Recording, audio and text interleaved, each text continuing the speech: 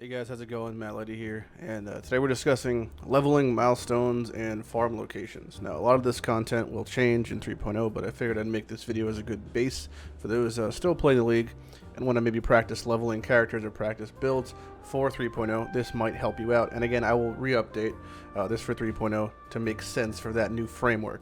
As of now, we have 4 Act 3 difficulties. We're going to have 10 Act no difficulties.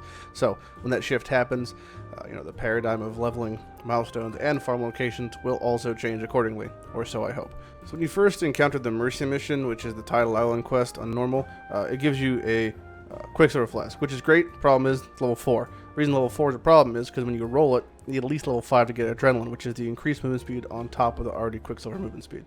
But when you do it in Cruel, Quicksilver Flask is level 42, and because level 42 you can roll stuff like Experimenters. Ideally when leveling you'd have Experimenters, which is increased duration, and Adrenaline on your Quicksilver Flask, really upping your clear speed and upping how you progress through leveling in general. So make sure when you hit Cruel to do Mercy mission, if you already don't have a Quicksilver Flask above level 20, just to pick that up and to try to craft one of those, because they really do help. So when it comes to progressing through normal, I don't suggest stopping or farming any zone or any location for really any reason.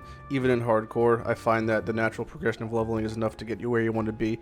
But throughout all the 3 difficulties, the general rule of thumb is to stay 2 to 4 levels under the zone to get the most experience, and to be 2 to 4 levels over Labyrinth when you're running it. The lab is a little bit difficult, and it's not something you want to really fuck around with because dying resets all of lab, so it's just not worth your time. You'd rather just farm a little more and then just kind of face roll through Labyrinth, and that same ideology kind of applies to Cruel and Merciless as well. So Act 1 Cruel, I normally sit at Ledge for some time. I like to farm Ledge because it's just super AFK. It is the most linear zone in the game, and it just allows me to be really easily over leveled when it comes to Act 2 and 3. This way I could basically transfer all my farming from Act 1 to progress through 2 and 3, and then reach Act 4, from which I then sit at Lake, Dried Lake, and just farm there until I feel like I'm very comfortable to do Cruel Lab. Same thing for Merciless. When it comes to Act 1, I'll progress to Ledge. I can stay at Ledge even till 65, 66, 67. You can stay at Ledge till 70 pretty comfortably. Then I progress through Act 2 and Act 3.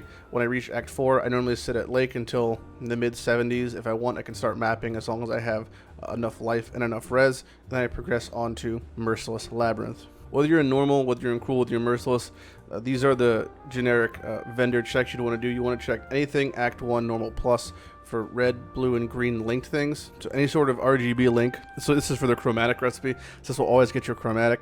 And for 6 sockets, you want to check Act 3 Cruel plus. So Act 3 Cruel, Act 4 Cruel, Act 1, 2, 3, 4 Merciless.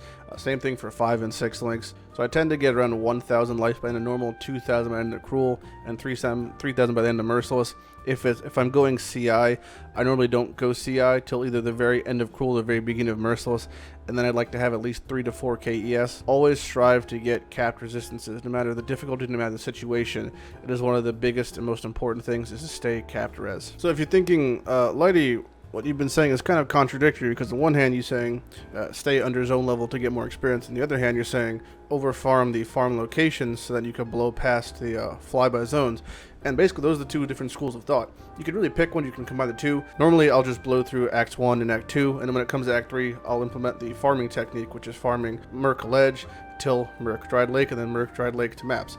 So really you just want to mix and match what everyone feels best for you. If you're in hardcore and you feel like you want to be safer, you want to be more in control, then feel free to just over farm the most effective farm locations, namely Ledge and Lake, as much as you desire.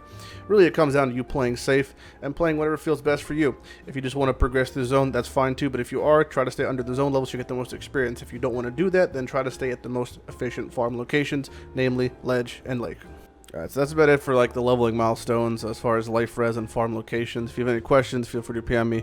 I'm Matt Lighty. Again, I'm updating this for 3.0. I just want to put this out there.